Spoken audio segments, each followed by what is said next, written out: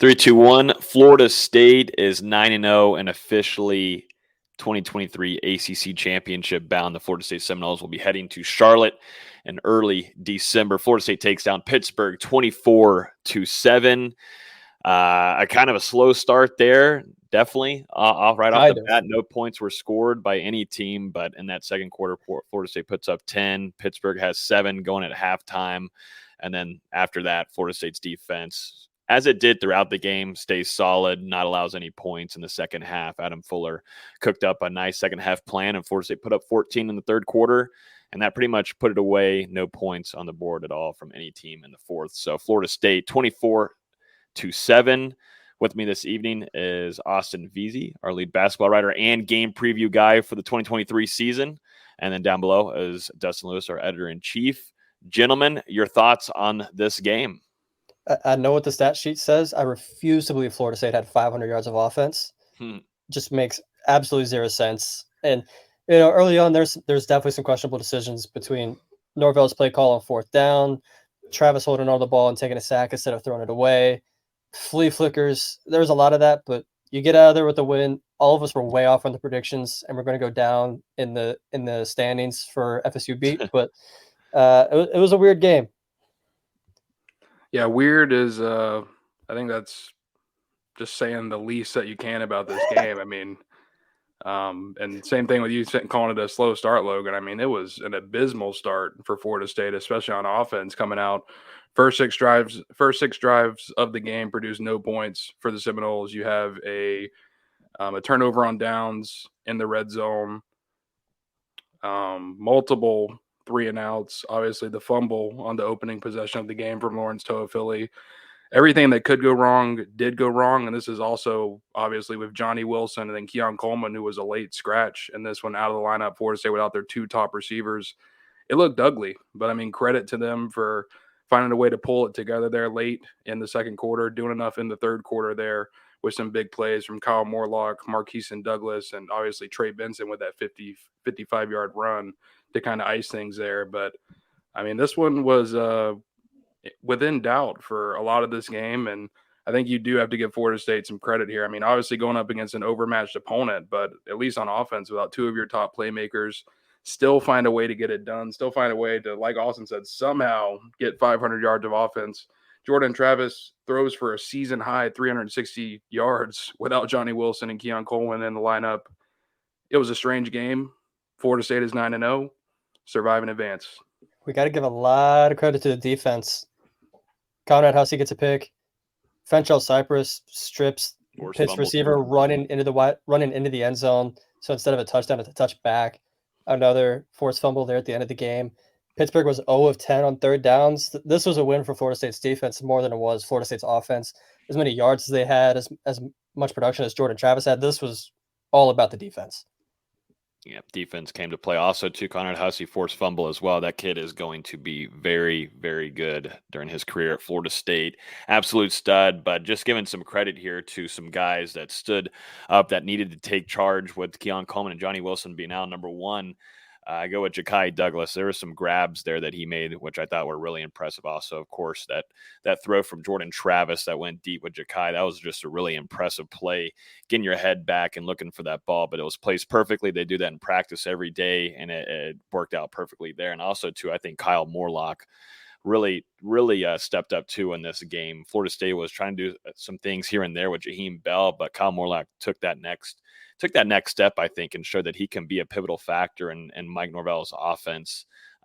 But yeah, I can't believe some of the stats are just so weird with at least for Pittsburgh, some certain things that they would do. They tried to go deep, and they did that once. Go back to the almost very beginning of the game where Pittsburgh tried to put up some points, and you see Fentrell Cypress make an Antoine Winfield Jr. play there, punching that ball out. It actually comes back inbounds, recovers there in the end zone for a touchback. That play shaved off 7 points, but also I think a lot of momentum shift there in Florida State's favor, which was much needed.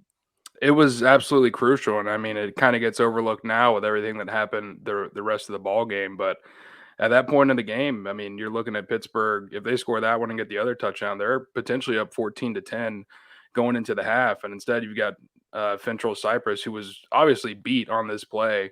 I mean, it looked like it was going to be an 82-yard Pittsburgh touchdown, but instead he continues to hustle, continues to pursue, doesn't give up on the play, and finally gets there and makes something happen. And, that just goes to show about this defense never giving up. We actually talked about it on Wednesday during the podcast in the practice observations that defensive coordinator Adam Fuller gave some serious praise to Conrad Hussey after he came from the backside of a running play in practice, a play that was a 30 or 40-yard run by Rodney Hill down the sideline. But Hussey pursued from the opposite sideline to push him out of bounds rather than giving up a touchdown, and got some serious praise for that. And that lesson kind of goes right here to what Cypress did. He didn't give up, hustled despite the big play, and got Florida State the football back. And also a lot of credit to Cypress for realizing that it was a fumble. Because I think everybody else in the building just thought, he went in the end zone, whatever. Cypress was like, I think I got that ball out. Let me get on this. Sure enough, it was a fumble. Just an incredible play by Cypress that honestly saved Florida State the game, because who knows what would have happened if Pitt gets that touchdown plus the touchdown to follow, and they are up 14-10 and a half and have that momentum. Instead, Florida State takes a dumpy 10-7 lead into half, and they're able to get some momentum from that and have a great third quarter. Yeah, looking at some of the stats here, total yards 501 on the day for the Seminoles. The rush game was something too that struggled throughout this game. Of course, you have Trey Benson's big 55-yard touchdown. That's what carries the stat sheet there. But Florida State was struggling with Pittsburgh's front seven. They were doing a great job in the trenches, and Florida State's offensive line, you could tell, some guys dinged up. They've been looking to recover, man. I know a lot of those guys on the interior Florida State really hoping they can get some guys healed up. But, Darius Washington had to play. He also got called with holding, Casey Roddick too. But, throughout the game, it was a struggle there in the trenches to get anything going with Trey Benson, Lawrence Toafili, and it was really primarily those two guys in the backfield in the running back room. It was a tough game between the tackles for Florida State, especially with Johnny Wilson and Keon Coleman being out. It just meant Pittsburgh could key on the run even more, and I think we saw that, with them going basically man coverage on the receivers for the majority of the game and just continuing to send pressure, play after play. And, Florida State, they were able to have a little bit of success, but, for the most part, the Panthers did a very good job of limiting that rushing attack. Austin mentioned it before we go live, but Trey Benson has a 55-yard rushing touchdown, and Florida State still finishes below 4 yards a carry, just 3.7 on the day on 37 attempts. So it was an ugly game out there for the most part. The offensive line, like you said, Logan, I think you can tell that there are some guys where the injuries are beginning to pile up a little bit. And, it was a struggle from those guys up front. I'm not sure if Robert Scott played at all. Darius Washington obviously started that left tackle spot. But, I'm not sure if I saw Robert Scott rotate in at all. And if he did, it wasn't very much. So, yeah, a struggle for Florida State on the ground today. I think Rodney Hill's rushing stat line tells the whole story. 6 carries for 5 yards, but a lawn of 9. it was just like you guys said, the offensive line just wasn't great. I think Pitt had 11 tackles for loss, like you were saying earlier. Yep. It's just very ugly game from the offensive line, and I think it's fair to say they've seen the most regression out of any position unit from last year. And it kind of sucks to see. Granted, there's injuries. Granted, there's not the same continuity because guys are in and out of the lineup, but it's definitely been disappointing. And it's wild to see that because Rodney Hill was running extremely hard in this game. He was. That's the first screen pass in, what was it, the second drive of the game, where he just absolutely ran a dude over, and then he did it again in the fourth quarter again. He really is just a baby Isaiah Pacheco because he just runs angry every single time. Mm-hmm. Yeah, I like his physicality, and you just don't really expect it from Rodney, but because you expect it from Trey Benson. That's what you expect, and then you're like, okay, let me just grab this guy's not 230 pounds like Trey Benson, and nope, yeah, you get run over, and it's not fun by Rodney Hill. But yeah, run game, and you can just definitely tell up front for Florida State, the offensive line. Just not their best day. And, I think it's all relying on some health here. So I got to hope some guys can recover because that was a really physical defense that they faced. And, we talked about in the preview, I have a whole ton of respect for Narduzzi. He knows how to coach. He knows how to put defensive players into the league. And, they played the best they could against a talented Florida State team that were without some of their two biggest weapons on offense. One of their biggest, of course, was Keon Coleman. But you still get the win. You're 24-7 on the road, and like we've been saying throughout the season too, you're going to get anybody's best shot. And when you're the number 4 team in the country, there's ACC championship bursts on the line. There's just so many things that a team is going to create more hunger for to ruin your day. So.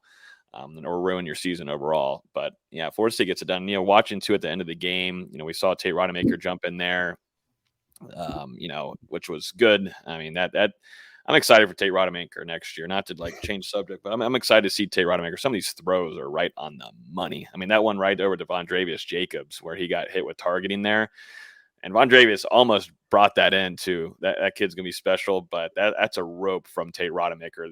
These balls have been put right on the money from him. But J Trav kind of going to the sideline, holding on to his right knee, talking with Mike Norvell. He talks with one of their lead trainers as well. Something to most certainly monitor going into this next week of practice as Florida State prepares for most likely, if Miami can get it done tonight, if they can get it done against NC State, potential college game day and an 8:00 kickoff in Doak. But something we got to watch for QB1. Yeah, and he wasn't the only one. A couple guys got dinged up during the course of this game. We saw Lawrence Toafili exit prior to the conclusion to go back to the locker room. And, obviously with Keon Coleman being scratched before this game with an undisclosed injury, going to be interesting to hear if Mike Norvell provides any sort of updates following the game. And you could tell Dustin Hill, too, is not fully 100% there. He had that big catch, 29 yards, kind of play out of nowhere that Jordan Travis made, the usual J-Trav making something out of nothing. And, Dustin Hill swapping over to the other side of the field and getting that 29-yard gain. But that's just not 100% Dustin Hill, and it was easy to watch. He's usually beating multiple other defenders downfield with his speed and elusiveness. I will say I kind of doubt it on the college game day aspect. Next week's got so many great games, and college game day we just have to decide, we really want to go see Miami, Florida State. Because you have Ole Miss, Georgia, Utah, Washington, Tennessee, Missouri, USC, Oregon to some extent. There's some really good games next week, and I don't know if they'll value FSU, Miami like some of those other games, but we'll see. The offensive line's also going to get much healthier this week, like we were kind of talking about. Miami's got a very physical front four. I mean, Ruben Bain's playing as well as any D lineman in the country right now. So they're going to have to get ready for him.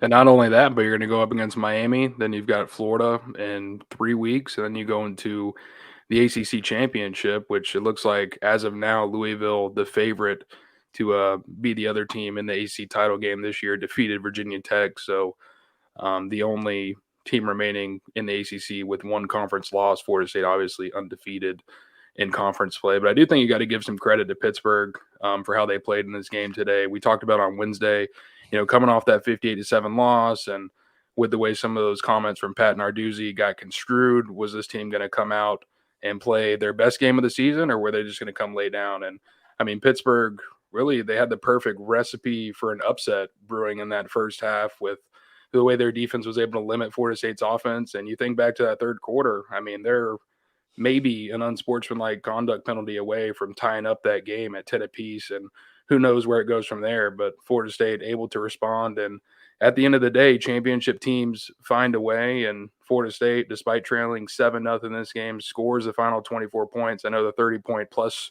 streak ends today, but I mean, Florida State 3 yards away from continuing that as well. Finish winning by 17. We're favored by 21 points in this game. So it's going to be interesting to see, how that kind of goes into effect in the AP poll voting tomorrow, and also when the second college football playoff rankings come together on Tuesday night. Because even though they struggled in this game, I mean, Florida State did end up winning it kind of handily. So I will say the spread moved after the Keon news came out, and it was 17.5 before the game started. So just 1 point away. So if Florida State kicks that field goal instead of the dumbass 4th and 2 Trey Benson run, they would have covered. Or if they just go for it on that final drive instead of letting the clock run out.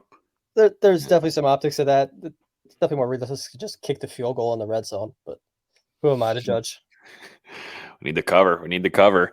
One unit who I think was a menace for Pittsburgh's offense was that linebacker room. I thought Tatum Bethune, Kalen DeLoach, DJ Lundy were absolutely everywhere. I thought this was one of their best games, providing pressure, almost forcing a fumble there. He did, Kalen DeLoach did with that pop Like they set the tone throughout the game. And DJ Lundy too, man, he continues to make plays on defense for the last couple of weeks for the Seminoles. I thought that whole unit, to me, gets a ton of credit for setting the tone defensively and maybe for the team overall. They came to play this Saturday afternoon against the Panthers. Yeah, you could definitely see the way Kalen and Tatum Bethune were flying around. They had a couple of missed tackles and a couple of bad angles on a few plays, but for the most part, I mean, they were both very impactful. And then up front on the defensive line, Braden Fisk gets his first sack since transferring to Florida State. Got a big hug from Odell on the sidelines after that and a smile. You don't see many of those.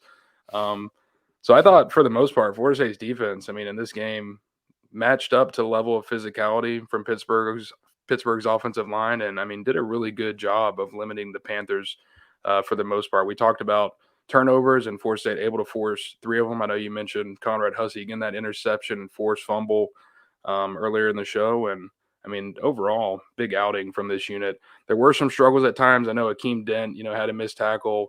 Patrick Payton had a missed tackle and had that penalty. But, I mean, for the 4th or 5th straight week, a very solid outing for this defense. Actually, Pittsburgh's 333 yards, the most that FSU has given up in the last 4 games. And still below 50% completion. I know Veyer, I still hate saying that. I know Veyer had almost 250 yards passing, but a lot of them were just, he's rolling backwards, throwing it off his back foot up for grabs, and it somehow falls into Pitt's hands, and he still completes just 43% of his passes. I thought it was, like you said, overall very good performance by the entire defense. Got to give a lot of love to Braden Fisk, even though his stat line is only going to have 1 tackle for loss. It seems like he was constantly getting pressure, pushing the guard back in the quarterback's lap. I just felt like he did a very good job. Mm-hmm. Yeah, he went for 15 of 35, 244 yards, 1 touchdown, and that interception there. Florida State putting themselves in the right position a lot of times defensively. And so did too Pittsburgh at the beginning of the game, and I think throughout it too. The defense showed up definitely in the secondary. They had tight coverage and were causing a lot of deflections. They were in coverage nicely on a lot of Florida State's weapons offensively. So, but yeah, still for offensively, Bayer couldn't really do much whenever you have Braden Fisk. You have Farmer kind of disrupting on the middle, coming up on the inside. It just caused concern. And two, something that we'll look into kind of this week. It was good to see him back in the game, though. But Jared Verse, who went down, every FSU fan was about to faint and pass out, and as they should. Such an impactful player, leader, everything. It's Jared Verse. What he brings to the table is ridiculous. But he came back. He's good, which is really good to see. That's 2 back-to-back weeks where FSU fans are almost having heart attacks, man. It's scary out here. And then you have Jay Trav grabbing his knee, going to the sideline, man. It's like it just builds stress for fans going into the next week in the game. I just want to know what the Pitt player said whenever Verse was down that drew that penalty. Same, because that was a big penalty at that point in the game. I mean, clearly it had to be out of field goal range. It had to be something pretty bad, because before the ref threw the flag, I noticed that the team, or like the coaches and staff standing in front of him right there, had started to turn their heads around whenever he said whatever he said. I mean, and the head official looked right at him and just like followed him down the sideline and threw the flag. I was like, he must have said something. This is why we need refs to have post-game conferences, so we can ask stuff like this. We'll never know, but I mean, man, it had to be something. What that was their tight end, right? Who was talking shit? Gavin Bartholomew, I think it was. So long last name. He probably had a couple plays where he was having to go against Jared, and Jared has told us, he's told the media, he likes to chirp a little bit. I mean, we had him for his interview whenever he was transferring over to Florida State on here. And, he said he's a guy that likes to talk trash and back it up. And, he does that throughout games. And so I'm sure he got into his ear and triggered him up a little bit. But see what it does, though? It earns Florida State pushing Pittsburgh back another 15 yards. And it really eliminated 3 points, for Pittsburgh. Mm-hmm. And so that was huge. I do want to give Ja'Kai Douglas some love in this game. A career-high 6 catches for 115 yards. Had that nice catch on the drive that ended up getting Florida State their first touchdown in the game, and just overall was consistently making plays in the receiving game. A guy who, has struggled the last couple of weeks as he's worked his way back into the lineup from injuries. And, it was good to see him break out, especially after this week of practice. Had some drops in practice. So to see him come through with a big game and an area where Florida State really needed him to step up was absolutely huge. But at the same time, I mean, there were some big struggles on the special team side of the ball, especially early in the game with not fair catching the ball and allowing to bounce. You know, obviously that one possession Florida State got pinned back at the 1 and just a couple of times. I mean, just losing a ton of yardage from those punts, something that we saw, you know, the last couple of years before Florida State had Micah Pittman and Keon Coleman back there fielding these punts. It kind of just felt like a flashback to 2020 and 2021 when there were some real struggles at the position. Got to give him a little credit because he responded, finally started fair catching some of those as the game went on. Did have the one that he muffed, but I mean, overall, it was a tough outing for Florida State on special teams. I mean, even just for Ja'Kai Douglas in general, it started out slow because they targeted him twice on some jump ball opportunities. Like, why are we throwing a jump ball to a 5'9" slot receiver? And throughout the game, the timing was there a little bit more. You mentioned the slot fade to him at the end of the first half, potentially. I can't remember exactly what it was, but I will still stand by. I hate the play call. 3rd and 3, and we're throwing a slot fade, but it was a great adjustment by Ja'Kai Douglas to come down with the play. It's a great throw by Jordan Travis. And, you know, we were all wondering who was going to step up with Johnny Wilson out and then Keon Coleman out. Ja'Kai Douglas had a big game. I wish we saw more Tron. You know, I think he was only targeted once, maybe twice. I can't really remember off the top of my head, and it's not shown on stat broadcast, sadly, but really would have loved to see more of him. And I'd be interested to see or to hear, and I'm not sure if we will get this information from the coaching staff, but just how long was it prior to this game against Pittsburgh? Did they figure out that Keon Coleman was going to be unavailable for this one, and how much did it adjust the game plan? Because at least early on, I mean, it was extremely conservative for Florida State. So bland. Oh my God. Tight end screens. I mean, you had Jaheim, Marquiston, and Morlock all catch a tight end screen before the conclusion of the second quarter. Running back screens, runs up the middle, a random flea flicker. It was just kind of all over the place. Like you said, Austin, some throws on the outside and one-on-one coverage to shorter wide receivers. So I'd just be interested to see, you know, how long was it before this game did Florida State learn they weren't going to have Keon? I mean, obviously, we can't say a ton from practice, but I mean, there were some stuff that we noticed throughout the week in practice that made us wonder if Coleman would be available for this game. We figured he'd be able to suit up after the last couple of weeks. Obviously, he did not play today, but I wouldn't be surprised if he's back this upcoming week against Miami. Jordan Travis had 25 pass attempts in the first half, and I want to say 7 of them were screens. I was losing my mind. Yeah, and Pittsburgh was figuring that out pretty easily. Yep. Question on Sumo from Sumo on Facebook. We're not going to lose, but if we did, are we still in the ACC championship? Everything's locked in as official. Florida State is in Charlotte. Now it's just depending on who they will be facing, but they've done their job. They've locked it in. They're 9-0. They did what they need to do in the ACC. And, you know, it's kind of easy at this rate of how many times, you know, Florida State having game every week.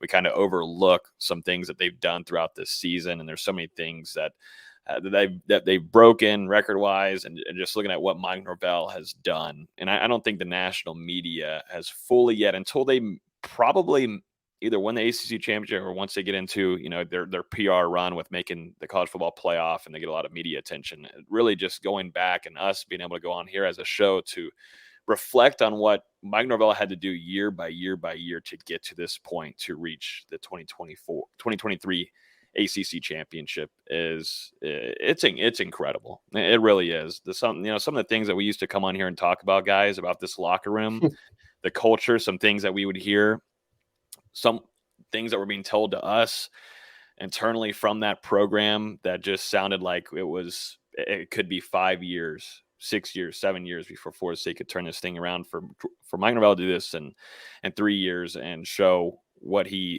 kind of culture he's been able to shift. And I like how the broadcast, one of the good things that they talked about, had a good line there about, you know, Florida State, you know, they pick who they want in that transfer portal, and Mike Norvell and that staff has perfected that process.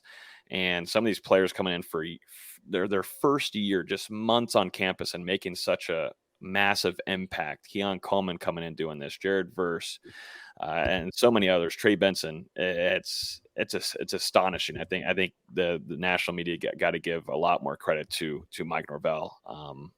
It's stunning. I don't think the job can be understated about what he's done in Tallahassee. I mean, it wasn't that long ago, back in 2021 when Florida State was 0-4, and we were all wondering, is Mike Norvell going to be the guy? Is Florida State going to have to go look for another coach? And since then, Florida State 24-6, and just a complete and total turnaround for Florida State these last couple of years. And it's come through the transfer portal. It's come through development of guys that were on the roster before Norvell even arrived in Tallahassee. It's come through his recruiting efforts as well. Classes that maybe haven't been as higher ranked, but we've seen some serious contributors emerge from those ranks. And then now we're seeing in this 2024 class, them currently sitting among the top 5 recruiting classes in the country, that success finally paying off at the prep level recruiting as well. So, I mean, just in all facets, you look at the way the locker room is developed on the field, the recruiting efforts, the coaching staff that's in place right now. There's a ton of stability and success going on at Florida State. And, it just feels like the Seminoles are going to continue to climb. We all thought Norvell had it in him to build this team the right way. But, like Logan was saying, after that 0-4 start, we didn't know if he was going to get the time. And to see the run Florida State's had since then, like you just mentioned, 24-6, super, super impressive. It's light years ahead of where we thought they would be at this point in the rebuild. 9-0, ACC championship appearance already clinched. You're top 4 in the college football playoffs. If you keep winning, you're in.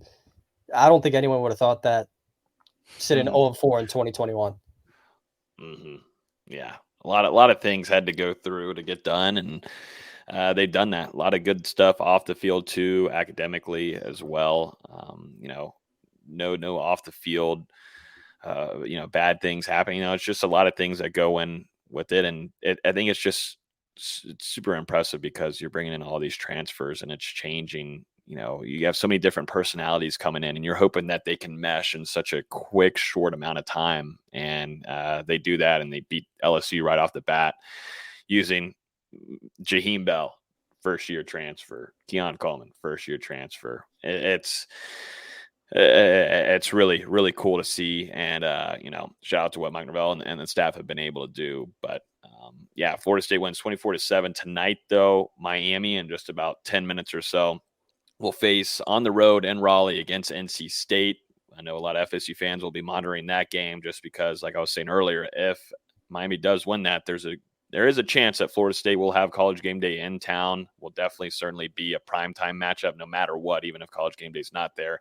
If Miami does what they need to do, this will be a night kickoff. And Doak, I'm looking forward to being up there next weekend. But we'll see what the Hurricanes and Mario Cristobal decide to do. You never know what kind of team wants to show up on Saturday under Cristobal, but they've got a squad, and I think Miami would love to ruin everything. So in Florida, you still got your 2 main rivals that you've got to face before the season's over with Florida and Miami. So still some challenges ahead, no matter what. But you get the Hurricanes at home, and you get the Gators in Gainesville, which will be there in attendance for to cover as well in a few weeks.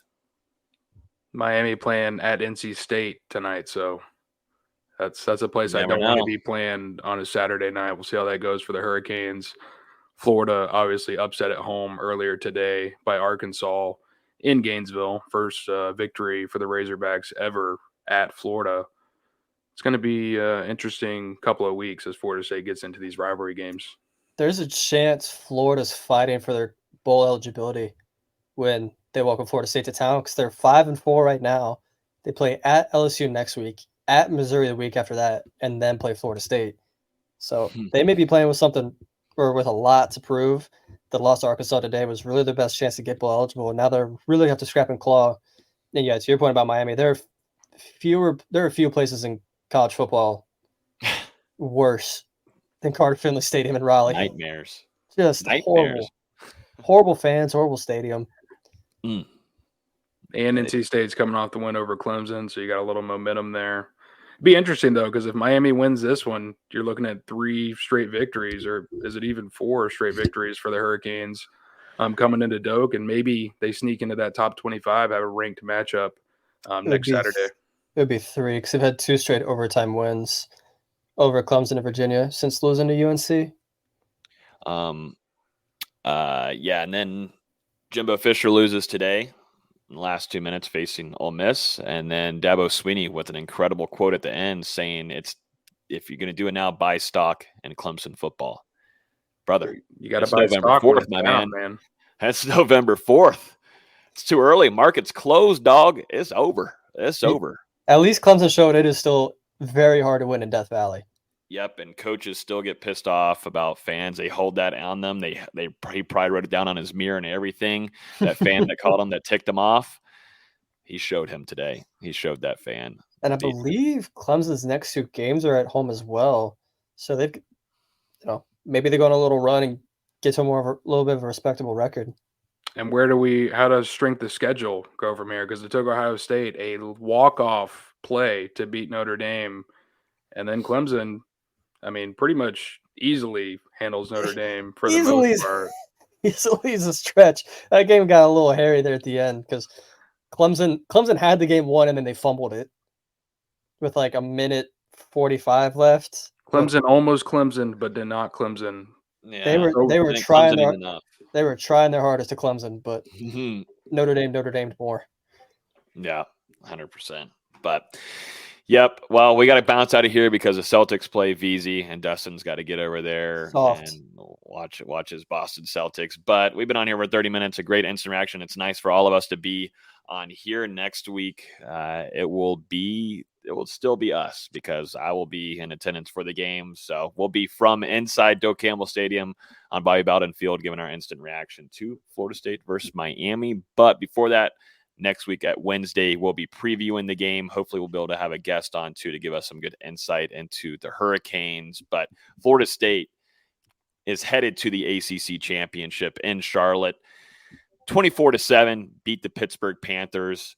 As always, you can listen to this podcast on iTunes, Google Play, Spotify. If you're on YouTube right now, before you bounce out of here, hit the like button, share with your friends, hit the subscribe button too. Tons of content going out there fluidly all throughout the week. So make sure you guys are staying tuned on there. But yeah, that's going to do it for us on Hear the Spirit. Everybody enjoy the rest of y'all's weekend, and we'll talk to you guys next Wednesday at 7 p.m. Peace.